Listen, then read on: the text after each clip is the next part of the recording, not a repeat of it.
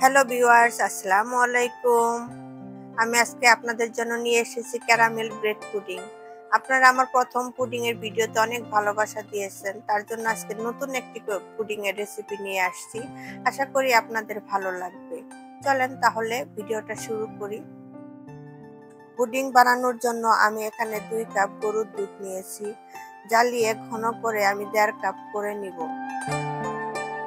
দুধ বারবার বলক আসার পর নেড়ে দিতে হবে যেন নিচে লেগে না যায় আর সর না পড়ে।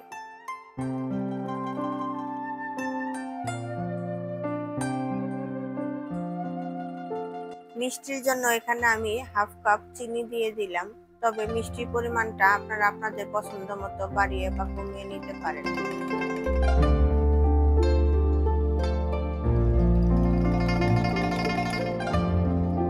আমার দুধ জ্বালানো হয়ে গিয়েছে, আমি 1.5 কাপ বানিয়ে নিয়েছি। এখন নামিয়ে ঠান্ডা করে নিব।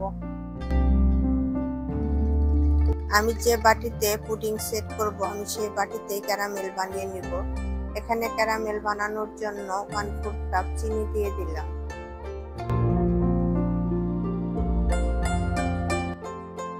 আমি কিন্তু চিনির মধ্যে কোনো পানি দেইনি। দেখেন ক্যারামেলের কালার আসা শুরু করে দিয়েছে। এই পর্যায়ে চুলার আঁচ একদম লো রাখতে হবে, তা না হলে ক্যারামেল পুড়ে যাবে, খেতে তিতা লাগবে। এ পর্যায়ে বারে বারে নেড়ে দিতে হবে, তা না হলে কিন্তু ক্যারামেল পুড়ে যাবে। আমার ক্যারামেলের পারফেক্ট কালার চলে আসছে। এখন নামিয়ে সেট হওয়ার জন্য রেখে দেব। ব্রেড পুডিং বানানোর জন্য এখানে আমি 2 পিস ব্রেড হাত দিয়ে ছিঁড়ে ছোট ছোট পিস করে নিয়েছি। এখন এর মধ্যে দিব জ্বালানো দুধ,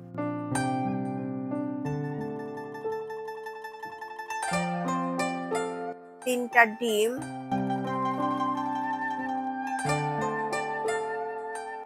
1 চিমটি লবণ,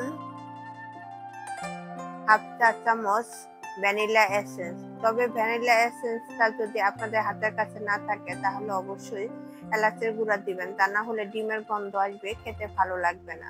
এখন সবকিছু একসাথে আমি ব্লেন্ড করে নিব। আমি সবকিছু একসাথে ব্লেন্ড করে নিয়েছি। এখন বাটির মধ্যে একটি চালনি দিয়ে ভালোভাবে সেঁকে নিব, তা না হলে যখন কাটবো কাটার পর দেখতে ভালো লাগবে না।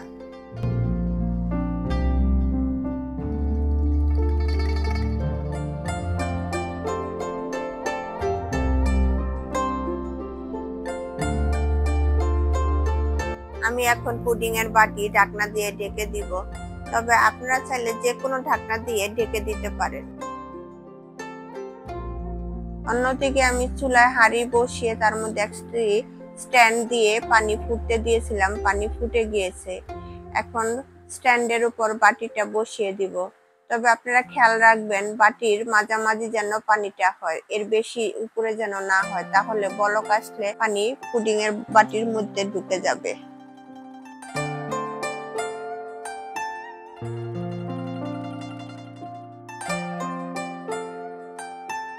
আমার পুডিং হয়ে গিয়েছে। আমি 40 মিনিট ভাপ দিয়ে নিয়েছি।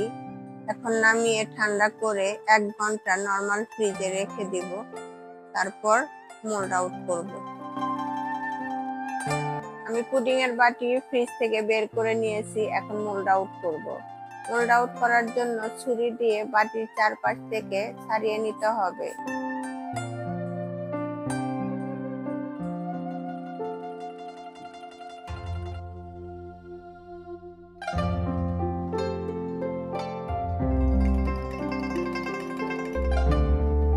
দেখতে যতটা লোভনীয় লাগছে, খেতে ততটাই মজা হয়েছিল।